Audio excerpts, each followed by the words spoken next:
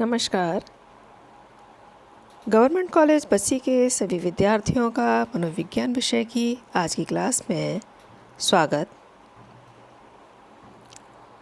मैं doctor Sujata Chauhan, associate professor department of psychology आपके सामने उपस्थित हूँ और आज मैं आपसे मनोविज्ञान विषय के ही प्रथम पेपर के पहले टॉपिक को आपके सामने लेकर आई हूँ। ये पेपर आपका जो फर्स्ट पेपर है, इसका नाम है बेसिक साइकोलॉजिकल प्रोसेसेस। किसी भी विषय को समझने के लिए ये आवश्यक है कि हम उसके इतिहास को पढ़ें, जानें, समझें, क्योंकि किसी भी विषय के इतिहास के माध्यम से ही हम उसके विकास यात्रा को समझ सकते हैं और उस विषय का प्रादुर्भाव किन परिस्थितियों में और किस कारण से हुआ, इसके विषय में भी हम जानकारी ले सकते हैं। तो आज मैं मनोविज्ञान के संक्षिप्त इतिहास से ही इसका प्रारंभ कर रही हूँ। मनोविज्ञान अंग्रेजी शब्द साइकोलॉजी का हिंदी रूपांतरण है। साइकोलॉजी शब्द ग्रीक भाषा के साइकी तथा लोगस शब्द के संयुक्त होने या मिलने से बना है। साइकी का अर्थ आत्मा या सोल से होता है तथा लोगोस का अर्थ अध्ययन या विवेचना करने से होता है। शाब्दिक अर्थ को ध्यान में रखते हुए तब हम ये कह सकते हैं कि मनोविज्ञान आत्मा के अध्ययन का विज्ञान है, परंतु आजकल इस अर्थ का विशेष महत्व नहीं रह गया है और अभी मनोविज्ञान की विषय वस्तु आत्मा का अध्ययन करना नहीं है, बल्कि जीव, जिसे हम ऑर्गेनिज्म कहते हैं, उसमें मनुष्य तथा पशु दोनों ही शामिल हैं, के व्यवहार तथा अनुभूतियों का अध्ययन करना है। आत्मा के अध्ययन से लेकर व्यवहार तथा अनुभूति या मानसिक प्रक्रियाओं के अध्ययन के बीच मनोविज्ञान का एक लंबा इतिहास छिपा है। जब हम बात करते हैं आत्मा की, तो आत्मा से लेकर के जो व्यवहार तक पहुंची है, उसकी यात्रा जो हुई है, इसके बीच बीच में बहुत सारी चीज़ें आई और उन सभी चीज़ों को लेकर के मनोविज्ञान की बात होती रही। तो आत्मा के अध्ययन से लेकर व्यवहार तथा अनुभूति या मानसिक प्रक्रिया या मेंटल प्रोसेसेस के अध्ययन के बीच मनोविज्ञान का एक लंबा इतिहास छिपा है। इस इतिहास का विस्तृत वर्णन तो यहाँ संभव नहीं है, फिर भी इसके एक संक्षिप्त रूप पर हम अवश्य ही विचार करेंगे। मनोविज्ञान के इतिहास को मूलतः दो भागों में विभाजित किया जा सकता है। पहला है पूर्व वैज्ञानिक काल या प्री साइंटिफिक पीरियड और दूसरा है वैज्ञानिक काल या साइंटिफिक पीरियड। सबसे पहले हम बात करते हैं पूर्व वैज्ञानिक काल की। पूर्व वैज्ञानिक काल को अगर हम देखें तो विशेष रूप से 5 भागों में बांट सकते हैं, विभक्त कर सकते हैं।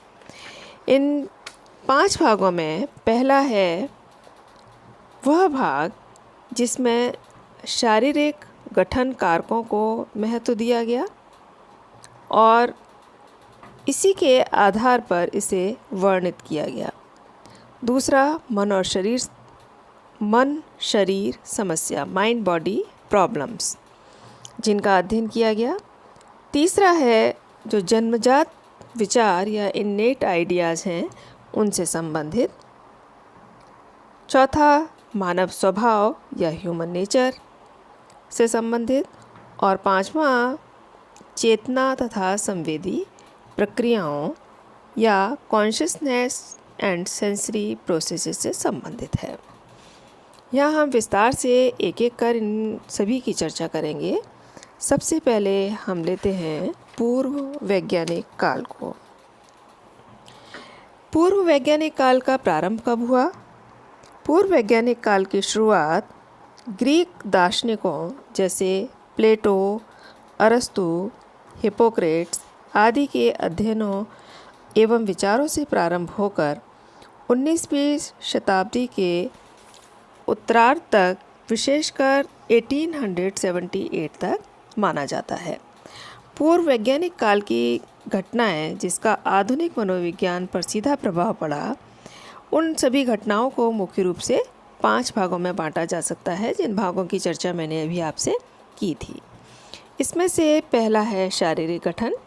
शारीरिक गठन कारकों को हम की चर्चा करें तो ये कहा जा सकता है कि ग्रीक दार्शनिकों ने मानव व्यवहार की व्याख्या करने के लिए अनेकों सिद्धांतों का प्रतिपादन किया, जिनमें शारीरिक गठन प्रकार का सिद्धांत काफ़ी महत्वपूर्ण सिद्धांत था। इस सिद्धांत का प्रतिपादन ग्रीक दार्शनिक हिप्पोक्रेट्स ने 400 बीसी में किया था। इस सिद्धांत के अनुसार मानव शरीर के मुख्य रूप से मानव शरीर में 4 तरह के द्रव्य या फ्लूइड्स होते हैं। इन 4 द्रव्यों की अगर हम बात करें तो ये 4 द्रव्य हैं: पीला पित्त या येलो बाइल, काला पित्त या ब्लैक बाइल, रक्त या ब्लड तथा श्लेष्मा या फ्लेम। जब शरीर में पीला पित्त अन्य तीनों द्रव्यों की अपेक्षा अधिक मात्रा में हो जाता है तो व्यक्ति में आक्रमणशीलता या उत्तेजनशीलता अधिक हो जाती है। इसी प्रकार से जब काला पित्त अन्य द्रव्यों की अपेक्षा अधिक हो जाता है तो व्यक्ति का व्यवहार शांत तथा गैर मिलनसार हो जाता है। जब रक्त की मात्रा अन्य 3 द्रव्यों की अपेक्षा अधिक होती है तो व्यक्ति काफ़ी खुश मिजाज एवं आशावादी या ऑप्टिमिस्ट बन जाता है। और जब श्लेष्मा अधिक मात्रा में पाई जाती है तो व्यक्ति सुस्त तथा थका थका महसूस करता है। तो सबसे पहले हिप्पोक्रेट्स ने ये 4 प्रकार के व्यक्तियों की चर्चा की और उन्होंने इन विशेषताओं के आधार पर इन व्यक्तियों के व्यक्तित्व से संबंधित विशेषताओं का भी वर्णन किया।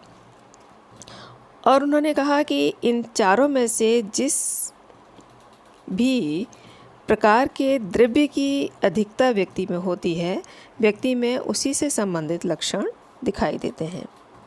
यद्यपि हिप्पोक्रेट्स के इस प्रारंभिक सिद्धांत को अवैज्ञानिक घोषित कर दिया गया, फिर भी इससे यह स्पष्ट पता चलता है कि ग्रीक दार्शनिकों ने उस समय भी मानव व्यवहार की व्याख्या शारीरिक गुणों के रूप में करने का प्रयास किया था। इसका प्रभाव आने वाले मनोवैज्ञानिकों पर पड़ा और शेल्डन ने बाद में चलकर व्यक्तित्व के वर्गीकरण के एक विशेष सिद्धांत, जिसे सोमेटोटाइप सिद्धांत कहा गया, का निर्माण हिप्पोक्रेट्स के ही विचारों से प्रभावित होकर के किया। इसके विषय में हम चर्चा करेंगे व्यक्तित्व संबंधी टॉपिक जब पढ़ेंगे तब उस समय कि सोमेटोटाइप थ्योरी क्या थी, शेल्डन के द्वारा दी गई।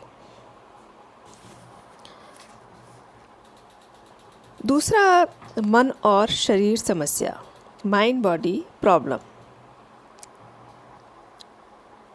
पूर्व वैज्ञानिक काल में मन और शरीर की समस्या दूसरी ऐसी महत्वपूर्ण समस्या थी जिस पर दार्शनिकों ने अधिक बल डाला और साथ ही साथ जिसका प्रभाव आधुनिक मनोविज्ञान पर काफ़ी पड़ा।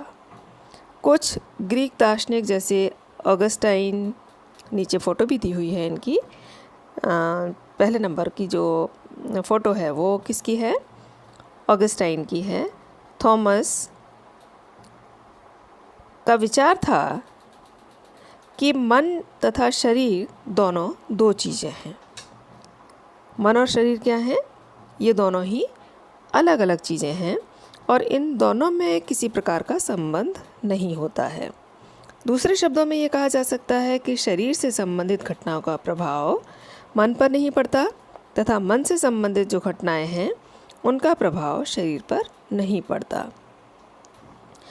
परंतु देकार्ते तथा लिबनिज ने, साथ ही स्पिनोजा ने इसका विरोध किया। उन्होंने इसका विरोध करते हुए कहा कि सचमुच में मन और शरीर दोनों ही एक दूसरे से संबंधित हैं। ये दोनों ही चीज़ें किससे संबंधित हैं? ये दोनों ही चीज़ें विशेष रूप से एक दूसरे से संबंधित हैं और एक दूसरे को प्रभावित भी करते हैं। आधुनिक मनोविज्ञान पर मन तथा शरीर से संबंधित इस वाद विवाद का काफ़ी प्रभाव पड़ा और मनोदैहिक क्षेत्र का अध्ययन इस प्रभाव का सीधा नतीजा है। तो इस प्रकार से जो मन शरीर संबंध था उसमें कुछ लोगों का कहना ये था कि मन और शरीर दो अलग अलग सत्ताएं हैं, इन दोनों का एक दूसरे से कोई विशेष संबंध नहीं है। लेकिन इसका विरोध करने वालों का कहना था कि मन और शरीर दोनों आपस में सहसंबंधित हैं और हमारा जो मन है और शरीर है, इन दोनों के आधार पर भी व्यक्ति की कार्यप्रणाली प्रभावित होती है। तीसरा प्रकार जन्मजात विचार का था या इन्नेट आइडियाज़ का था। देकार्ते का कहना था कि प्रत्येक व्यक्ति में जन्म से ही कुछ विचार होते हैं, परंतु अन्य दार्शनिक जैसे लॉक का मत था कि व्यक्ति जन्म के समय टेबुला रासा होता है। टेबुला रासा का क्या मतलब है? टेबुला रासा का मतलब है कि उसका मस्तिष्क एक कोरे कागज़ के समान होता है और उसमें बाद में नए नए अनुभवों से नए नए विचार उत्पन्न होते हैं। लॉक का स्पष्ट मतलब यह था कि विचार जन्मजात नहीं बल्कि अर्जित होते हैं। व्यक्ति वातावरण में रहते हुए विचारों को सीखता है। बाद में यह वाद विवाद कि विचार जन्मजात होते हैं या अर्जित द्वारा एक नए संप्रत्यय का जन्म हुआ जिसे मूल प्रवृत्ति का संप्रत्यय कहा गया। इस मूल प्रवृत्ति के संप्रत्यय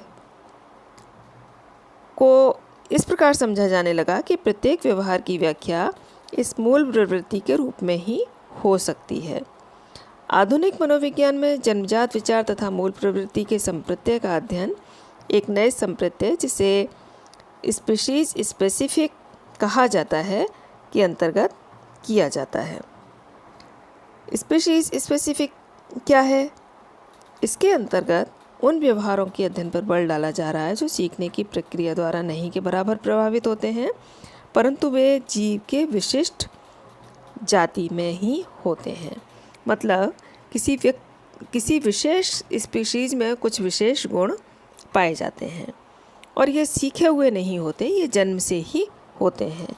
तो इस तरह के जो जन्मजात कुछ विचार होते हैं या कुछ विशेषताएं होती हैं, उन विशेषताओं के आधार पर इसको समझने का प्रयास किया गया।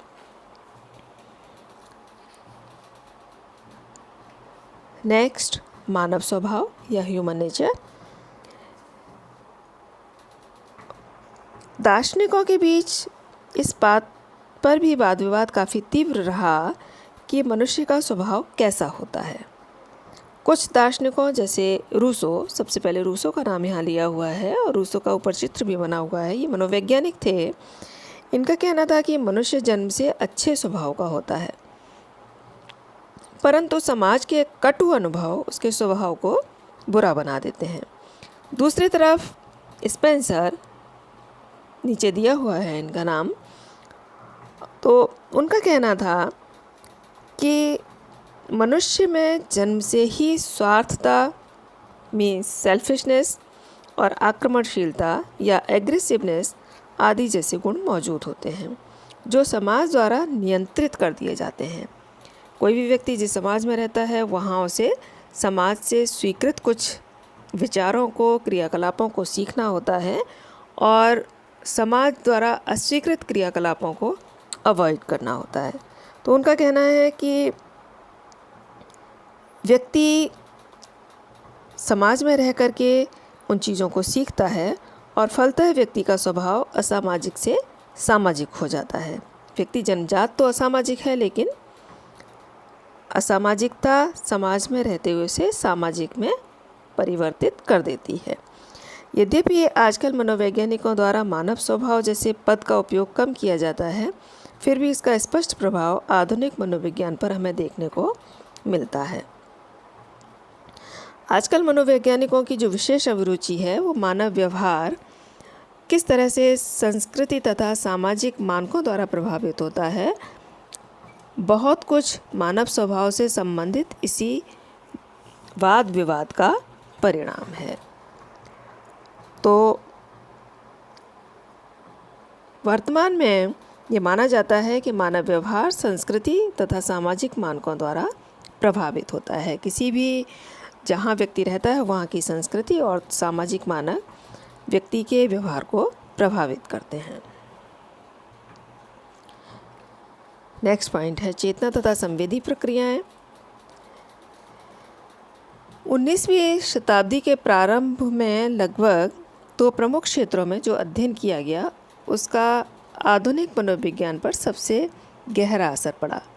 पहला क्षेत्र था दर्शन शास्त्र का और दूसरा था भौतिक शास्त्र या जैविक विज्ञान का।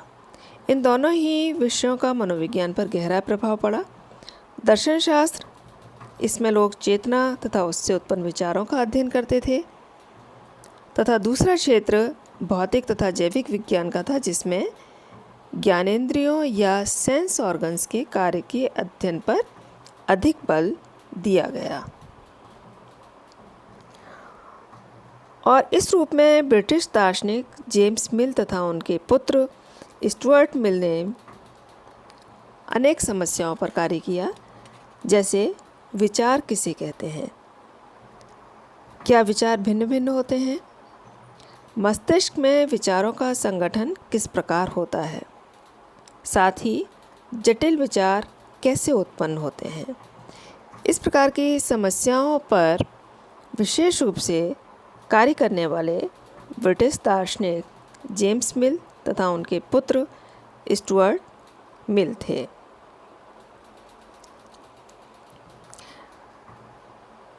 वेवर तथा फेक्नर ने शरीर क्रिया विज्ञान से संबंधित शोध किए, वातावरण में परिवर्तन तथा प्रत्यक्षीकरण क्षमता के संबंध का अध्ययन किया और उन्होंने इसे मनोभौतिकी का नाम दिया।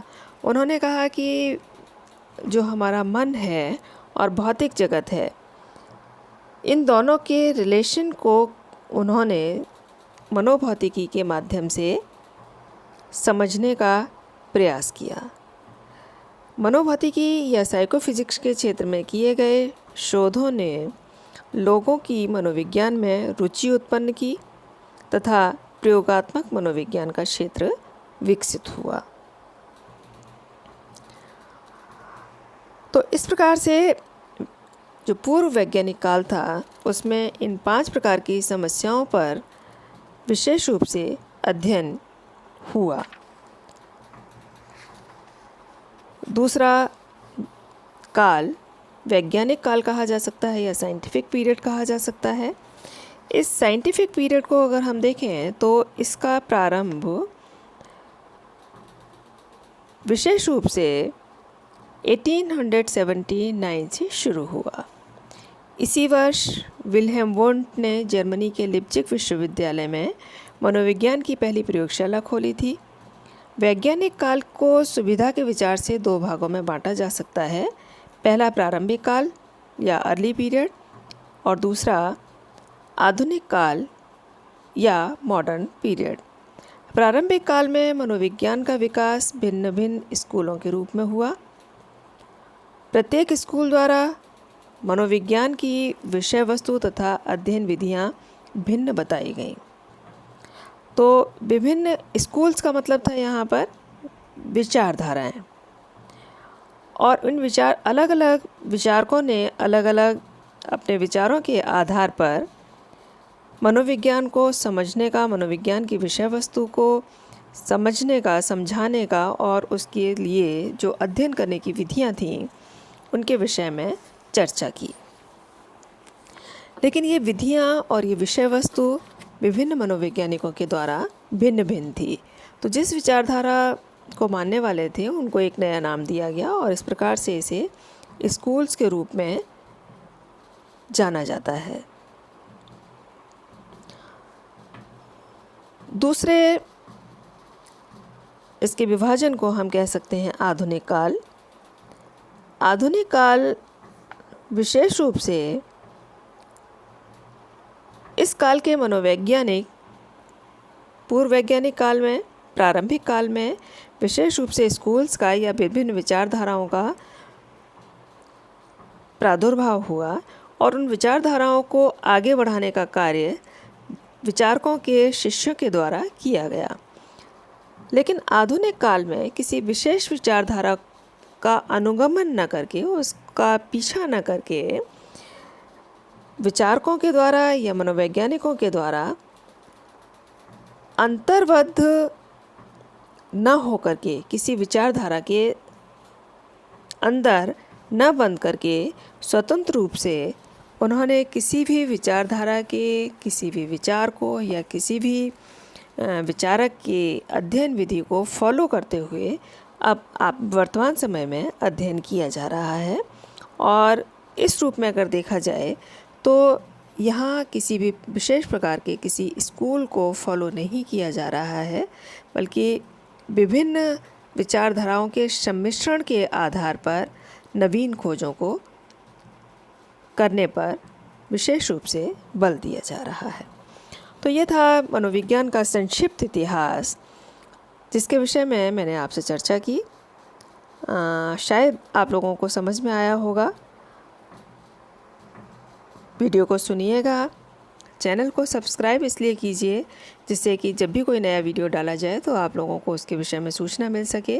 जब तक महाविद्यालय नहीं खुल रहा है, जब तक कॉलेज नहीं खुल रहा है, आप लोग कॉलेज आना प्रारंभ नहीं कर रहे हैं, तब तक आप लोगों को यूट्यूब चैनल के माध्यम से ही जो भी आपके सब्जेक्ट के टॉपिक्स हैं वो बताए जाएंगे। तो कृपया उन्हें ध्यान से सुनें और सुन कर के समझने का प्रयास करें। अगर कोई चीज़ आपको समझ में नहीं आती है तो आप हम लोगों से मोबाइल पर भी संपर्क कर सकते हैं। धन्यवाद।